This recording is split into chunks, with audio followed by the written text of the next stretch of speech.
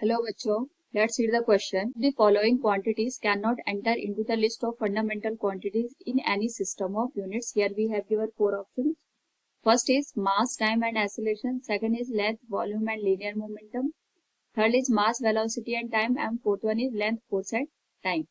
Now to answer this question, first we will discuss here the key concept, and here the key concept is fundamental and derive. हमारे पास जो fundamental quantities होती हैं those are basic in nature, और fundamental quantity से मिलके ही हम यहाँ पे डेराइव क्वांटिटी को एक्सप्रेस कर सकते हैं. पर्टिकुलर क्वेश्चन में हर एक ऑप्शन को हम यहाँ पे एनालिसिस करेंगे. तो जो फर्स्ट हमारे पास गिवन है, it is given as mass, time and acceleration. अगर हम यहाँ पे देखें, जो मास और टाइम होती है ये अपने आप में फंडामेंटल क्वांटिटीज होती है. It is mass and time. और जो एक्सेलरेशन होता है it is written in the form of LT-2.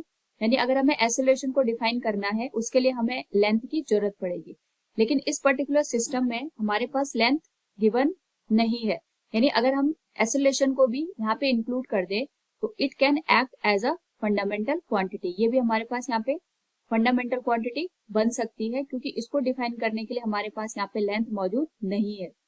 अगर हम यहाँ पे बात करें सेकंड ऑप्शन की, it is length and linear momentum. का जो लेंथ होगा it could be L. Volume जो होता है it is length into width into height.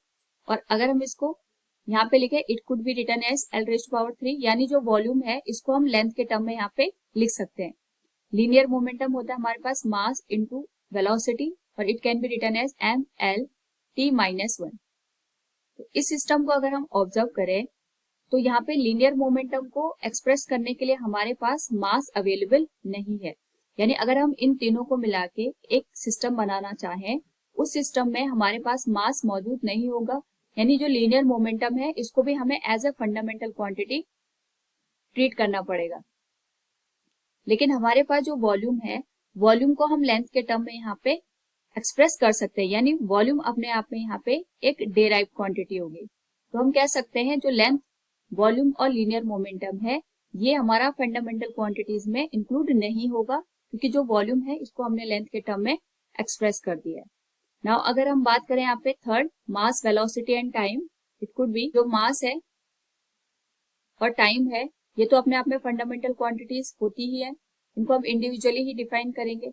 लेकिन जो वेलोसिटी है अगर हमें उसे डिफाइन करना है तो उसके लिए हमें लेंथ की जरूरत पड़ेगी. और इस सिस्टम में अगर हम बात करें मास, वेलोसिटी और टाइम को मिला के अगर हम कोई यहाँ पे सिस्टम बनाना चाहते हैं तो वेलोसिटी को डिफाइन करने के लिए हमारे पास लेंथ होनी चाहिए थी. लेकिन लेंथ की यहाँ पे अब्सेंस की वजह से हम इस वेलोसिटी को एज ए फंडामेंटल यहाँ पे ट्रीट कर सकते हैं. तो इन तीनों को मिला के भी हमारे पास यहाँ पे एक सिस्टम बन सकता है जिसको हम यहाँ पे फंडामेंटल क्वांटिटी की तरह ट्रीट कर पाए.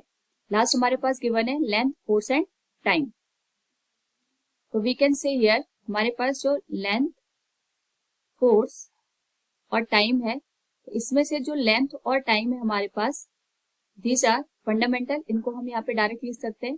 लेकिन जो फोर्स है, फोर्स का जो हमारे पास एक्सप्रेशन होता है इट इज MLT-2. इसको डिफाइन करने के लिए हमारे पास यहाँ पे मास होना जरूरी है. लेकिन अगर हम लेंथ, फोर्स और टाइम को ही केवल अपना एक सिस्टम मान के चले तो फोर्स को डिफाइन करने के लिए हमारे पास यहाँ पे मास अवेलेबल नहीं है. यानी अगर हम इन तीनों को मिला के कोई सिस्टम बनाना चाहते हैं तो हम यहाँ पे फोर्स को एज ए फंडामेंटल ट्रीट कर सकते हैं. और लेंथ और टाइम तो हमारे पास यहाँ पे फंडामेंटल क्वांटिटीज होती ही है. सो फ्रॉम द गिवन ऑप्शंस अगर हम देखें तो हम कह सकते हैं केवल लेंथ, वॉल्यूम और लीनियर मोमेंटम ही हमारे पास एक ऐसी ऑप्शन बनती है जिसमें जो वॉल्यूम है वो एक डायरेक्ट क्वांटिटी की फॉर्म में काम करेगी. So from the given option we can say option second will be the correct answer. Hope all you understood it. Thank you and best of luck.